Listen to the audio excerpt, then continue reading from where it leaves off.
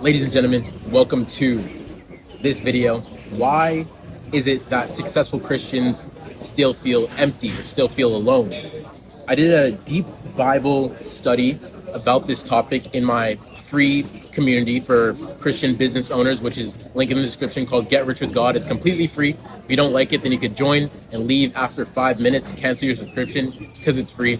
But if you want to see the deeper dive into this Bible study, then click the link in the description and you'll find the document right there. So the question is, why is it that successful Christian entrepreneurs feel alone or feel empty? And I want to answer this question because you might think that God is at the center of your life. Cool. You might be right. But I want to present this perspective to you. You know that you're the sum of the 5 people you spend the most time with. So although you think that God is at the center of your life, if the people you surround yourself with are unequally yoked, then God isn't necessarily at the center of your life. Because he might be at the center of your private life, but Jesus didn't just die for your private life. He didn't just die for your social life. He didn't just die for your business life. So that might be why you're focusing on God, and he's at the center of your life when you're alone. But when you go out with your friends, it's almost like you forget. It's almost like the bad company corrupts good character. I do believe that's a Bible verse. I don't know exactly where it is. Pop it up on the screen somewhere. But look, bad company corrupts good character, and we all know this. You're the sum of the 5 people you spend the most time with. So the question is, who are you spending your time with? And then in the book Amos, chapter 3, verse 3, I believe it says, "Do 2 walk together unless they have chosen to do so?" So you are surrounded by people who are unequally yoked, right? And that causes you to feel like you're alone in this journey. You feel like, oh yeah, when you go home, you pray and things are good, but then there's nobody around you that's similar to you. There's nobody around you that understands you. But then in Amos chapter 3, verse 3, it says, "Do 2 not walk together unless you have chosen to do so?" So your network is a direct result of who you choose to be around. So then the question is, who are you choosing to be around? And that's when you become conscious of the real problem. It's not the money that makes you feel alone. It's not the fact that your business isn't fulfilling. It might be. But why is it that you still feel alone? I would look to Romans chapter 12, verse 2. I believe it says, "Do not conform to the patterns of this world, but be transformed by the renewing of your mind. Then you'll be able to test and approve of God's good, perfect, and pleasing will." Okay? Romans 12, verse 2. Go study that. I do a deep dive on this verse and another verse in my Bible study. Again, link in the description. It says what? "Do not conform to what? The pattern of this world. But do what instead? But be transformed by what? The renewing of your mind. And then you'll be able to do what? You'll be able to what? Test and approve of God's good, pleasing, and perfect will."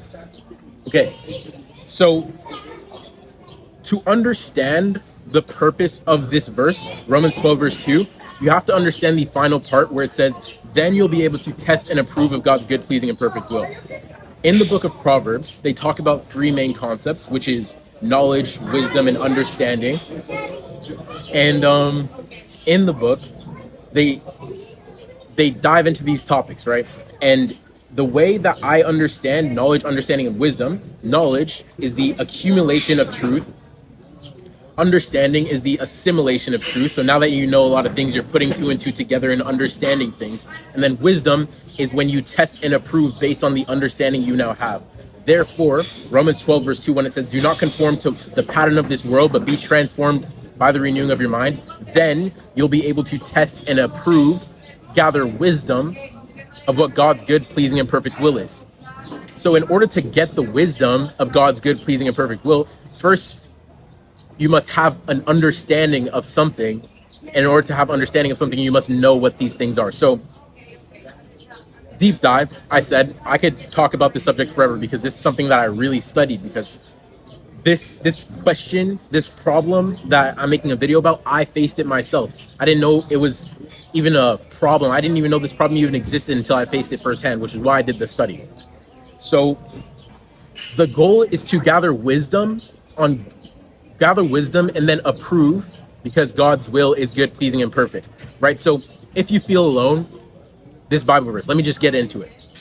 Do not conform to the pattern of this world. What is the pattern of this world? We know that in the book of Genesis, in the Garden of Eden, God created man. God created Adam and Eve. He said, look, Adam, look, Eve, you could take everything in this garden. You could have it for free, except this tree. What the devil then does, goes to Eve when God, I don't know where God is at this point, but the devil goes to Eve and he's like, did God really say that you can't eat out of this tree? And that's where you need to understand what the pattern of this world is. God did not say you cannot eat from this tree. What God said is that you could have everything for free except this tree.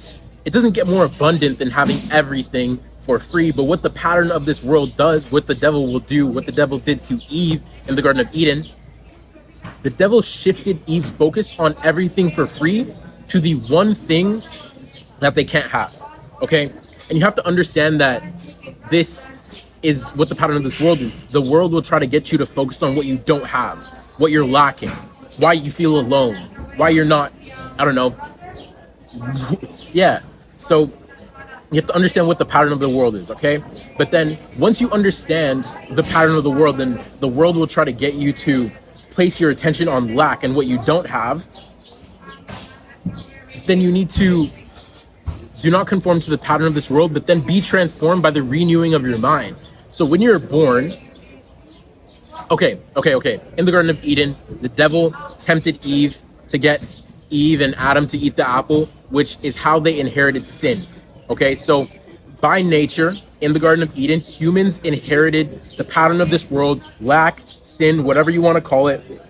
Boom. Now, because of what happened in the Garden of Eden, we are now of, like, human nature is it's born of the pattern of this world, which is why Romans 12 verse 2 is so important, because once you're aware of what the pattern of the world is, once you gain knowledge on that, then you can now understand more things, right? Like, what is, okay, now that you know what the pattern of the world is, what does a renewed mind look like? But be transformed by the renewing of your mind. So we know that the pattern of this world focuses on lack and focus on what you don't have. So you need to be transformed by the renewing of your mind. So what does God want you to set your mind on? There are many verses, I believe in, I don't know what it is, but it says, think about things that are good, think about things that are pleasing, think about things that are righteous, think about things that are, I don't know, noble. Think about such things. I believe that's Corinthians. I don't know, okay? But there's a Bible verse for that. Again, I did a deep dive, and there's a Notion document, and it's in the free community. So if you want to go dive into this topic even further, this is just me speaking off the top of my head, and you could go check that out. So a renewed mind sets your mind on good things, on pleasing things, on things that are noble, on things that are righteous, on things that are good and pleasing. Set your minds on these things. That's what they tell you. And then another Bible verse that I broke down in the study, in the Notion document that's in the community, Get Rich with God, for completely free, by the way, for Christian business owners. That's besides the point. I think it's, what is it? It's Colossians 3, verse 2-3. I have it tattooed on my arm. It says, set your minds on things above, not on earthly things, for you died and your life is now hidden with Christ in God. It says, set your minds on things above. Be transformed by the renewing of your mind. And then Colossians says, set your minds on things above. Is that what it means to renew your mind, by setting your mind on things above? Okay, to my understanding, that kind of makes sense. Then the question is, what is it asking you to set your mind on? It says, set your minds on things above and not the earthly things. So we know the pattern of this world, we know the earthly things. So or you think you know him, right? But the Bible goes even deeper. You have to understand what is the pattern of the world. What is the flesh? I believe in Galatians it talks about the works of the flesh and the fruits of the spirit. And if you believe, if you have faith, if you place your trust in what you can't see, what Jesus did on that cross, then by faith you are saved. By faith you receive the Spirit. And by the Spirit you are no longer bound to the law, which you are by nature bound to break because you are of sin nature. You can now live with the Spirit. Okay, but before the Spirit, you're living by the flesh. And the works of the flesh are like sexual immorality, impurity, dissensions, factions. Like, do your research. If you really want to understand these topics, you got to go to the rule book, the foundational book, which is the Bible, okay? So you can do that for yourself. If you don't know where to look, again, link in the description, free community for €0 and 0 cents, okay? So you have the works of the flesh. You know that the works of the flesh lead to desire, and then desire leads to sin, and then sin leads to death. So if you're to set your minds on things above and not on earthly things, now you know what the earthly things are. What are the things above that you need to set your mind on? That is the fruits of the Spirit. What are the fruits of the Spirit? Joy, love, peace, kindness, goodness, self-control. And against these things, there are no laws, okay? And that's what you got to set your mind on. Okay, set your mind on what's good. Set your mind on all these things. I don't even know. I'm getting off topic, but I hope this is helping you out, right? To go back to the Bible verse, I'm just thinking about what I did in my Bible study. To go back to the Bible verse, Colossians 2 verse 3 to 2 to 3, Colossians chapter 3 verse 2 to 3, saying, "Set your minds on things above, not on earthly things, for you died and your life is now hidden with Christ in God." Okay, cool. Do not conform to what? The pattern of the world. You know what the pattern of the world is? Lack the works of the flesh, but be transformed by the renewing of your mind. How do you do that? You set your minds on things above and not on earthly things. What are the earthly things? The works of the flesh. What are the things above? Spirit. Then you'll be able to test and approve of God's good, pleasing, and perfect will. Testing and approving means gathering wisdom, getting understanding, getting knowledge, getting wisdom. Oh, I should have brought my mic. Well, I got my mic, but it's all right. So now you're able to test and approve of God's good, pleasing, and perfect will. Okay. Going back to Colossians chapter 3, verse 2 to 3. There's an anecdote in the book of Genesis, I believe Genesis chapter 12, where God speaks to Abraham. And this is where God is telling Abraham to leave his father's household, leave what he knows, go to a new land, and there he'll be made a father of many nations. He'll have an honorable name, whatnot. You have to understand, in the context of the book of Genesis, at this point, Abraham is about 99 years old, something like that.